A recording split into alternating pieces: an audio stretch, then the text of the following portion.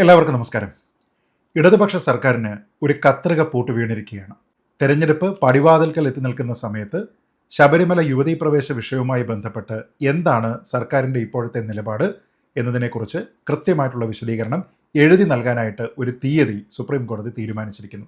ഈ മാർച്ച് മാസം 14-നകം സംസ്ഥാന സർക്കാർ യുവതീ പ്രവേശന വിഷയത്തിൽ എവിടെ നിൽക്കുന്നു എന്നതുമായി ബന്ധപ്പെട്ട് കൃത്യമായ രേഖാമൂലമുള്ള ഒരു വിവരം സുപ്രീം കോടതിയിൽ നൽകേണ്ടതായിട്ടുണ്ട്. നിലവിൽ അവർ നിൽക്കുന്നത് സോകോൾഡ് പുരോഗമന ചിന്തകർക്കൊപ്പമാണ്.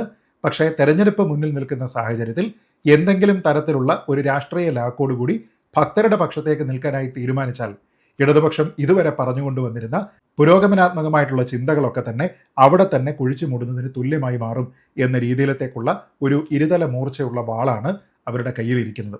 സത്യത്തിൽ CPM-ന്റെ നിലവിലത്തെ നിലപാട് എന്താണ്? ഇപ്പോൾ എന്തെങ്കിലും തരത്തിലുള്ള മാറ്റം അവരുടെ നിലപാടിൽ ഉണ്ടായിട്ടുണ്ടോ? എന്ത് തരത്തിലുള്ള തീരുമാനമെടുക്കാനാണ് സാധ്യത എന്നതിനെക്കുറിച്ചാണ് നമ്മൾ ചിന്തിക്കേണ്ടത്. നോക്കാം.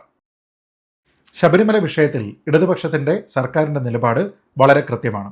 മുൻപ് ഉമ്മൻചാണ്ടി സർക്കാർ തീരുമാനിച്ചിരുന്നത് ഭക്തരോടൊപ്പം നിൽക്കുക എന്നുള്ളതായിരുന്നുവെങ്കിൽ അതിനെ പൂർണ്ണമായിട്ടും തള്ളിയിട്ട് 2007 നവംബർ മാസം 13-ാം തീയതി ശ്രീ VS അച്യുതാനന്ദൻ കേരളത്തിൻ്റെ മുഖ്യമന്ത്രിയായിരുന്ന സമയത്ത് എടുത്തിരുന്ന ഒരു നിലപാടുണ്ട്. ആ അഫിഡവിറ്റിനോടൊപ്പമാണ് തങ്ങൾ എന്നാണ് പിണറായി വിജയൻ സർക്കാർ സുപ്രീം കോടതിയെ ഇതിനു മുമ്പ് അറിയിച്ചത്.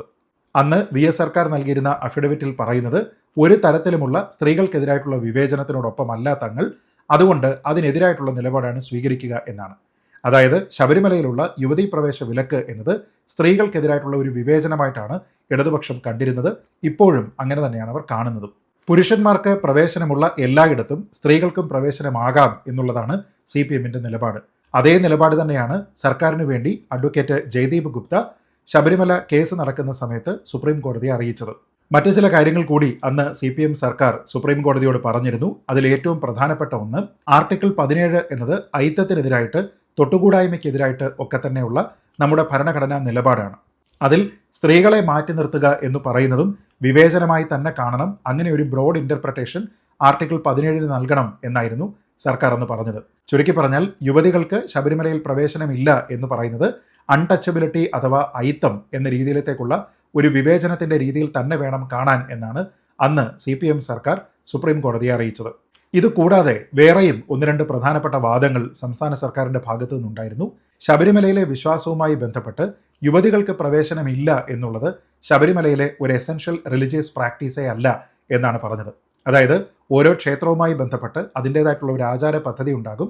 ആ ആചാര പദ്ധതിയുടെ ഭാഗമായിട്ടാണ് ശബരിമലയിൽ 10-നും 50-നും ഇടയ്ക്ക് പ്രായമുള്ള യുവതികൾക്ക് പ്രവേശനമില്ലാത്തത്. എന്നാൽ ശബരിമല വിശ്വാസങ്ങളുമായി ബന്ധപ്പെട്ട് ഇങ്ങനെയുള്ള ഒരു വിലക്ക് മതപരമായിട്ടുള്ള ഒരു അനിവാര്യതയേ അല്ല എന്നാണ് സർക്കാർ അന്ന് വാദിച്ചത്. തന്നെയുമല്ല 1965 ആക്ടിൽ പറഞ്ഞിരുന്നത് പോലെ യുവതികൾക്ക് പ്രവേശനമില്ല എന്ന് പറയുന്ന ഒരു ഭാഗം ആർട്ടിക്കിൾ 13 പ്രകാരം നമ്മുടെ ഭരണഘടന നൽകുന്ന മൗലിക അവകാശങ്ങൾക്ക് വിരുദ്ധമാണ് എന്നൊരു വാദം കൂടി ഉണ്ടായി. അതായത് ആർട്ടിക്കിൾ 13 പറയുന്നതനുസരിച്ച് നമ്മുടെ മൗലിക അവകാശങ്ങൾക്ക് വിരുദ്ധമായിട്ടുള്ള ഏതെങ്കിലും ഒരു നിയമം ആരെങ്കിലും ഉണ്ടാക്കി കഴിഞ്ഞാൽ അത് ഭരണഘടനാപരമായിട്ട് സാധുതയില്ലാത്ത ഒരു നിയമമായിരിക്കും, അതുകൊണ്ട് തന്നെ അത് റദ്ദാകും എന്നാണ്.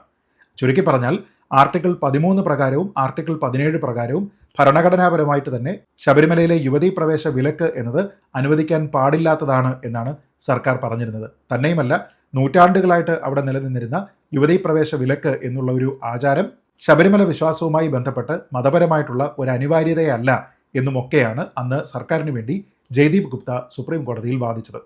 ലളിതമായി പറഞ്ഞാൽ CPM-ന്റെ നിലപാട് ഇപ്പോഴും ഇതുതന്നെയാണ്. അന്ന് തെരഞ്ഞെടുപ്പിൽ 2019 വലിയ തിരിച്ചടി കിട്ടിയപ്പോൾ അതിനുശേഷം ഗൃഹസമ്പർക്ക പരിപാടികളൊക്കെ തന്നെ അവർ നടത്തിയിരുന്നു. ആ സമയത്ത് വ്യക്തിപരമായിട്ട് പലരോടും ഇങ്ങനെയുള്ള ഒരു നിലപാട് തെറ്റായി പോയിട്ടുണ്ട് എന്നൊക്കെ CPM-ന്റെ നേതാക്കന്മാർ പറഞ്ഞതായിട്ട് അറിവുണ്ട്. എന്നാൽ CPM അങ്ങനെ ഒരു നിലപാട് മാറ്റം ഒരിക്കലും സ്വീകരിച്ചിരുന്നില്ല. ഒരു കാര്യത്തിൽ നമുക്ക് വ്യക്തതയുണ്ട്. ശബരിമലയിൽ പിന്നീട് യുവതീ പ്രവേശം എന്നുള്ളതിനെ CPM പ്രോത്സാഹിപ്പിച്ചിട്ടില്ല. പക്ഷേ അപ്പോഴും യുവതീ പ്രവേശം എന്ന വിഷയവുമായി ബന്ധപ്പെട്ട് നയപരമായിട്ടുള്ള തീരുമാനമെടുക്കേണ്ടുന്ന ഒരു കാര്യത്തിൽ അവർ ഒരു തരത്തിലുള്ള അഭിപ്രായ വ്യത്യാസവും പ്രകടിപ്പിച്ചിരുന്നില്ല. അതായത് ശബരിമലയിലേത് തെറ്റായിട്ടുള്ള വിശ്വാസമാണ് എന്നും അത് ഭരണഘടനാ വിരുദ്ധമാണ് എന്നുമുള്ള അവരുടെ അതേ നിലപാട് തന്നെയാണ് നയപരമായിട്ട് ഇപ്പോഴും അവരുടെ നിലപാട്. പിന്നീട് പലപ്പോഴും പല സന്ദർഭങ്ങളിൽ ഇടതുപക്ഷത്തു നിന്നുള്ള ആൾക്കാരൊക്കെ നമ്മളോടൊപ്പം ചർച്ചകളിൽ പങ്കെടുക്കുമ്പോഴൊക്കെ ഇവരോട് ഈ ഒരു വിഷയം ആവർത്തിച്ച് ചോദിച്ചിട്ടുണ്ട്. എന്താണ് യുവതീ പ്രവേശവുമായി ബന്ധപ്പെട്ട് നിങ്ങളുടെ നിലപാട് എന്ന്. പലപ്പോഴും ആൾക്കാരൊരു സ്പോട്ടിലായി പോയിട്ടുണ്ട്. അവർക്ക് മറുപടി കൃത്യമായിട്ട് പറയാൻ കഴിയാതിരുന്നിട്ടുണ്ട്. പക്ഷേ അപ്പോഴും പുരോഗമനാത്മകപരമായി മാത്രം ചിന്തിക്കുന്ന ആൾക്കാരൊക്കെ തന്നെ ഞങ്ങളുടെ പ്രഖ്യാപിത നിലപാട് അഫിഡവിറ്റ് രൂപത്തിൽ സുപ്രീം കോടതിയുടെ മുന്നിലുണ്ട് എന്നാണ് പറഞ്ഞിട്ടുള്ളത്. ഇപ്പോൾ സുപ്രീം കോടതി ചോദിച്ചിരിക്കുകയാണ്, മാർച്ച് 14 മുമ്പ് നിങ്ങളുടെ നിലപാട് എന്താണെങ്കിലും അത് വ്യക്തമായി എഴുതി നൽകുക എന്ന്. അപ്പോൾ ഇവിടെ CPM-നെ സംബന്ധിച്ചിടത്തോളം രണ്ട് ചോയ്സേ ഉള്ളൂ. ഒന്നുകിൽ VS അച്യുതാനന്ദൻ്റെ അഫിഡവിറ്റ് തന്നെയാണ് ഞങ്ങൾ പിന്തുടരുന്നത് എന്നത് പറയണം. അതല്ല എങ്കിൽ ഉമ്മൻചാണ്ടിയുടെ അഫിഡവിറ്റിലേക്ക് തിരിച്ചു പോകേണ്ടതായിട്ടുള്ള ഒരു സാഹചര്യമുണ്ട്. ഇനി അതല്ലാതെ ഞങ്ങൾ എല്ലാവരോടും കൺസൾട്ട് ചെയ്തതിന് ശേഷം ഒരു അഭിപ്രായം രൂപീകരിക്കണം എന്നുള്ള പക്ഷത്താണ് എന്നൊക്കെ പറഞ്ഞാൽ പോലും അത് വലിയൊരു നിലപാട് മാറ്റമായിരിക്കും. കാരണം സർക്കാരിൻ്റെ അഭിഭാഷകൻ എന്താണോ അന്ന് സുപ്രീം കോടതിയോട് പറഞ്ഞത് ആ കാര്യത്തിനെ കൃത്യമായിട്ട് സുപ്രീം കോടതിയുടെ വിധിയിൽ നോട്ട് ചെയ്തിട്ടുണ്ട്. ഫലത്തിൽ ഈ ഒരു ചോദ്യം സുപ്രീം കോടതിക്ക് ചോദിക്കാൻ പറ്റിയ ഏറ്റവും നല്ല സമയമായി ഇത് ഭവിച്ചു എന്ന് വേണം പറയാൻ. തെരഞ്ഞെടുപ്പിന് ഇനി ഏതാനും ആഴ്ചകൾ മാത്രമേ ഉള്ളൂ.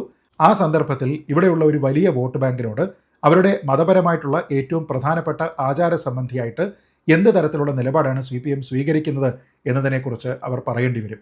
അത് പറയുമ്പോൾ ഭക്തരോടൊപ്പം നിൽക്കുന്ന നിലപാടാണ് അവർ സ്വീകരിക്കുന്നത് എങ്കിൽ പുരോഗമനാത്മകപരമായിട്ടുള്ള പാർട്ടി നോക്കൂ, ഇവിടെ മതപരമായിട്ടുള്ള പഴയ അനാചാരങ്ങളെയെല്ലാം തന്നെ തല്ലി തകർക്കുന്ന ഒരു പാർട്ടി എന്ന രീതിയിലൊക്കെ പല ആൾക്കാരും ഈ CPM-നെ കുറിച്ചും മറ്റ് ഇടതു പാർട്ടികളെ പറ്റിയും ഒക്കെ തന്നെ പാടി പുകഴ്ത്തി നടന്നതെല്ലാം തന്നെ വൃഥാവിലാകും എന്നതും രസകരമായിട്ടുള്ള ഒരു വസ്തുതയാണ്. ഇതുവരെ CPM-ന്റെ ഭാഗത്തു നിന്ന് ഒരു തരത്തിലുള്ള തിരുത്തലുകളും ഉണ്ടായിട്ടില്ല എങ്കിലും CPM അവരുടെ അഭിപ്രായത്തിൽ തിരുത്തൽ വരുത്തി എന്ന് പ്രഖ്യാപിച്ചിരിക്കുന്ന ഒരേ ഒരാൾ മാത്രമേ ഉള്ളൂ. ആ ആൾ ഒരു രാഷ്ട്രീയക്കാരനല്ല, ഒരു സമുദായ നേതാവാണ്. NSSൻ്റെ ജനറൽ സെക്രട്ടറി ആയിട്ടുള്ള ശ്രീ G. സുകുമാരൻ നായർ മാത്രമാണ് CPM ശബരിമല യുവതീ പ്രവേശ വിഷയത്തിൽ അവരുടെ നിലപാട് മാറ്റിയിട്ടുണ്ട് എന്നുള്ള ഒരു പരസ്യ പ്രഖ്യാപനം നടത്തിയത്. അത് അദ്ദേഹത്തിന് പറയാനായിട്ട് എന്താണ് യോഗ്യത എന്നതിനെക്കുറിച്ച് അറിയില്ല.